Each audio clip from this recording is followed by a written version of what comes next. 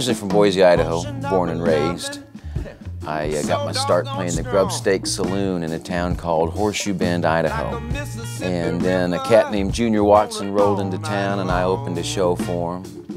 And he said, hey, you know, would you like to go out on tour with me? So I toured around the country, and then after that, my girlfriend at the time decided she was going to move to San Francisco. And I couldn't let the girl go down there by herself, so I picked up, went down with her, and we stayed in San Francisco, and then we moved to Oakland. We were there for about 10 or 11 years, and then decided it was time to relocate, so moved out here to Memphis, Tennessee. I'd first heard John Nemeth's music on a radio station in Memphis called WEVL FM 90. I remember hearing it and thinking, like, man, this guy's really good. This, you know, it sounds maybe like it's an old record, but it sounds new at the same time. I'm like, I gotta, find out who this guy is. Scott and I got hooked up through a publicist named Nick Eaton. Nick had contacted me and said, hey, you ought to consider going down to Memphis and making a record with this cat, Scott Bomar. He has a band called the Bo Keys. And the timing was impeccable because coincidentally I had been listening to a Bo Keys record that my drummer at the time had been playing for us in the van. And I remembered hearing the drummer on the record, and the first time my drummer played it, I knew that that was Howard Grimes. I knew that was the same guy on the Bo Keys record that was on the Ovie Wright, Syl Johnson, and Peoples records, and Al Green.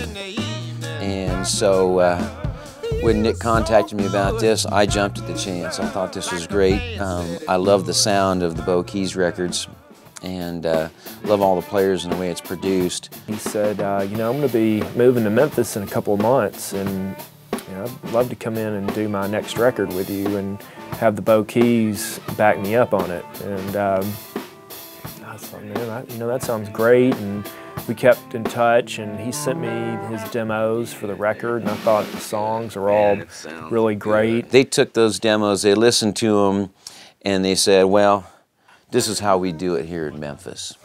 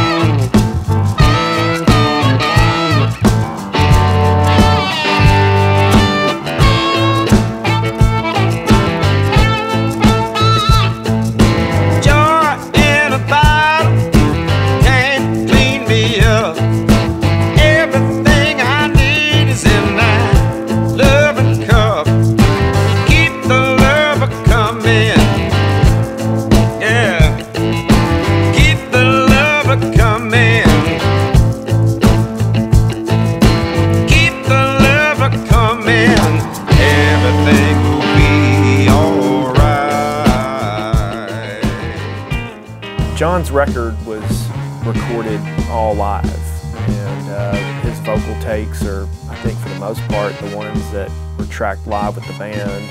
And the horns and the background vocals and the percussion were overdubs, but everything else, is pretty much live and all done down to a 1-inch 8-track tape machine. And what you hear on John's record is only 8 tracks on every song. One thing I was impressed about Scott's studio, Electrophonic, was after he had cut the song, we'd go in and take a listen to it, and it just sounded amazing on the playback. And the great thing about it is from playback to the final master, there isn't that big of a difference. So you know a guy's doing it right the first time, when it sounds like you want it to sound when you go into the control room and listen to it. I thought that was amazing, and that was a real shocker. And he's got a great sounding control room too, for that matter. One of the things about John's record and the process that I like so much is how live the record is, and how it was all recorded and mixed analog all the way through. Not a lot of records these days are done on analog, but John's record, it was entirely recorded and mixed on a 1-inch 8-track. All in all, man, I think this is a slamming record. We cut it all in just a couple days of recording time, and the band just knocked it out. And I had a great time working with the band and working in the studio.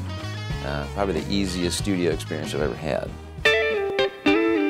Sooner or later you learn, play with fire and you'll get burned. Sooner or later you learn, every fool will get their turn. You live your life on a wire, walk the road just above the fire. Your candlelight is burning bright. Someday it won't burn the night. Living hard and loving fast. Someday that good luck won't last.